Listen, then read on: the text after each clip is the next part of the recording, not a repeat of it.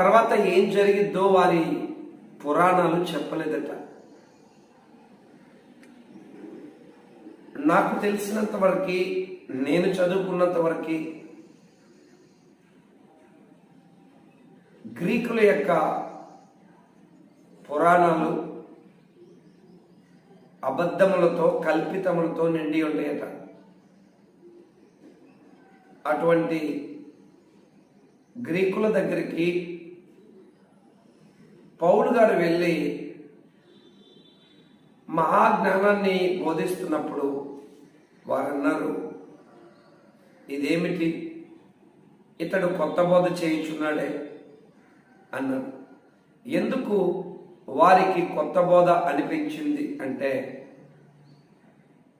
మరణము తర్వాత జరగబోయే సంగతులు వారికి తెలియదు. ఎంత ఆశ్చర్యం!